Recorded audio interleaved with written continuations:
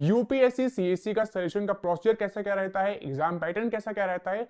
तो selection procedure की अगर हम बात करें तो आपके 3 स्टेजेस होते हैं। पहला आपका प्रीलिम्स होता है, फिर दूसरा आपका मेंस होता है और थर्ड आपका इंटरव्यू राउंड होता है। ठीक है, आपकी जो फाइनल मेरिट लिस्ट प्रिपेयर की जाती है वो आपके मेंस एग्जाम और आपकी इंटरव्यू के बिहाफ पर प्रिपेयर की जाती है। इसके अलावा इंटरव्यू के बाद आपका डॉक्यूमेंट वेरिफिकेशन राउंड होता है। अब यहाँ पर बात कर लेते हैं प्रिलिमिनरी एग्जामिनेशन के एग्जाम पैटर्न आपका कैसा क्या रहता है। तो इसमें आपके दो पेपर होते हैं, पेपर 1 और पेपर 2। पेपर 1 आपका जनरल स्टडीज का होता है यानी कि जीएस का होता है और ये आपका ऑब्जेक्टिव टाइप का रहता है यानी कि इसमें आपके एमसीक्यूज पूछे जाते हैं। ये आपका 200 मार्क्स का रहता है और ड्यूरेशन की बात करें तो 2 आवर्स का आपका जीएस का पोर्शन रहता है। तो पेपर 2 जो है वो आपका सी सैट का रहता है यानी कि एप्टीट्यूड टेस्ट का आपका ये पेपर रहता है या फिर ये भी आपका ऑब्जेक्टिव टाइप एमसीक्यू बेस्ड रहता है। इसमें भी आपके 200 मार्क्स का ये पेपर रहता है। ठीक है, 2 आवर्स का आपका ये पेपर रहता है। इंपॉर्टेंट आपको क्या याद रखना है कि जो आपके पेपर हैं ये दोनों आपके ऑब्जेक्टिव टाइप यानी कि मल्टीपल चॉइस क्वेश्चन टाइप के आपके ये दोनों पेपर रहते हैं। पेपर 1 जीएस और पेपर 2 आपका सी सैट का।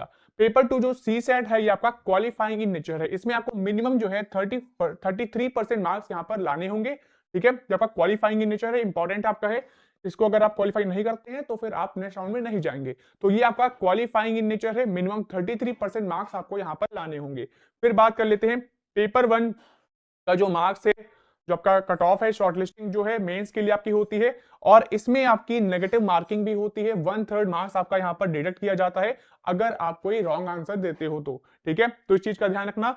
अगर आप कोई क्वेश्चन ऐसे ही छोड़ देते हो तो उसका कोई पेनल्टी चार्जेस यहाँ पर नहीं लगता है। तो ये हमने बात कर लिया प्रीलिम्स का एग्जाम पैटर्न क्या रहता है। अब आते हैं सेकंड स्टेज पे। सेकंड स्टेज आपकी रहती है मेंस एग्जामिनेशन की। मेंस एग्जाम में टोटल जो है आपके रिटन पेपर यहाँ पर 9 रहते हैं। पेपर आप यहां पर देख पा रहे हो कि मेंस एग्जामिनेशन की हम यहां पर बात कर रहे हैं। तो मेंस का जो पेपर ए आपका रहता है वो यहां पर आपका पेपर ए यहां पर रहता है कंपलसरी इंडियन लैंग्वेज का। ये आपका 300 मार्क्स का रहता है और ये आपका क्वालिफाइंग इन नेचर रहता है। जैसे आपका C SAT qualifying in nature है वैसे आपका paper A compulsory Indian language यहाँ पर ये भी आपका क्वालिफाइंग इन नेचर रहता है। पेपर बी जो आपका है ये आपका इंग्लिश पोर्शन का है, ये भी आपका 300 मार्क्स का रहता है। ठीक है, ये पेपर भी आपका क्वालिफाइंग इन नेचर है। फिर पेपर 1 आपका ऐसे का रहता है, ये आपका 250 मार्क्स का रहता है। ये भी आपका मेरिट जो आपकी लिस्ट प्रिपेयर की जाती है उसमें ये सभी पोर्शन आपके मायने रखते हैं। आपके इंपॉर्टेंट ये पेपर्स हैं पेपर 1 से लेकर पेपर 7 तक। ठीक है, पेपर 1 आपका ऐसे का रहता है 250 मार्क्स का। पेपर 2 आपका यहाँ पर जनरल स्टडीज 1 का रहता है 250 मार्क्स का। पेपर 3 आपका जनरल स्टडीज सेकंड 250 मार्क्स का रहता है। पेपर 4 आपका जनरल स्टडीज थर्ड, ये भी आपका 250 मार्क्स का रहता है। इसके अलावा पेपर नंबर 5 ये आपका general studies fourth ethics portion इसमें पूछा जाता है, ये आपका 250 मार्क्स का रहता है। ये आपका जो मेंस एग्जामिनेशन है ये आपका डिस्क्रिप्टिव टाइप का रहता है, प्रीलिम्स आपका ऑब्जेक्टिव टाइप का रहता है।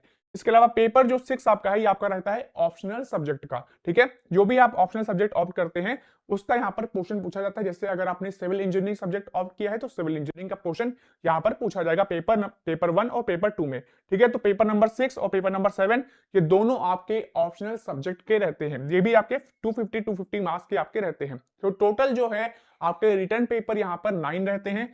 इसमें क्वालिफाइंग पेपर जो आपके हैं वो आपके 2 हैं। कौन कौन से? ये दो आपके पेपर नंबर ए और पेपर नंबर बी ये दोनों आपके क्वालिफाइंग इन नेचर रहते हैं यानी कि इंडियन लैंग्वेज कोई आपको चूज करनी होगी। ठीक है, आप कोई इंडियन लैंग्वेज चूज करें। उसके बाद आपका जो पेपर भी है वो आपका इंग्लिश का रहता है कि दोनों आपका क्वालिफाइंग इन नेचर रहता है। मेरिट जो है आपके 7 पेपर जो हैं आपके पेपर 1 से लेकर पेपर 7 तक इनसे आपकी प्रिपेयर की जाती है। तो मेरिट पेपर्स आपके यहाँ पर 7 रहने वाले हैं। टोटल मार्क्स अगर हम रिटर्न एग्जामिनेशन की बात कर लेते हैं मेंस एग्जामिनेशन की तो 1750 आपका जो है टोटल रिटर्न मार्क्स यहां पर रहता है मेंस एग्जामिनेशन का। अब आते हैं थर्ड स्टेज में। थर्ड स्टेज आपकी आती है फाइनल इंटरव्यू की। तो ये आपका स्टेज पर्सनालिटी टेस्ट इंटरव्यू आप कह लो तो ये आपका रहता है, ये आपका 275 मार्क्स का यहाँ पर इंटरव्यू पर्सनालिटी टेस्ट आपका रहता है। अब फाइनल जो मेरिट लिस्ट आपकी प्रिपेयर की जाती है वो आपके मेंस एग्जाम में जो 7 पेपर्स होते हैं और आपका जो थर्ड राउंड पर्सनालिटी टेस्ट है इसके बिहाफ पर फाइनल मेरिट लिस्ट आपकी प्रिपेयर की जाती है। तो रिटर्न एग्जामिनेशन का मार्क्स मैंने बताया था 1750 मार्क्स और इंटरव्यू मार्क्स कितना आपका 275। तो फाइनल जो मेरिट लिस्ट आपकी बनती है वो आपकी 2025 मार्क्स से आपकी फाइनल मेरिट लिस्ट प्रिपेयर की जाती है। जितना आप इसमें स्कोर करते हो 2025 ये आउट ऑफ इतने में आपकी यहाँ पर फाइनल मेरिट लिस्ट प्रिपेयर की जाती है। ठीक है, तो मेन एग्जामिनेशन के 7 पेपर्स और इंटरव्यू की स्टेजेस, इसका आपका मार्क्स काउंट होता है फाइनल मेरिट लिस्ट प्रिपेयर करने में। तो ये हमने डिस्कस कर लिया यूपीएससी सीएससी का सिलेक्शन का प्रोसीजर क्या रहता है, एग्जाम पैटर्न क्या रहता है।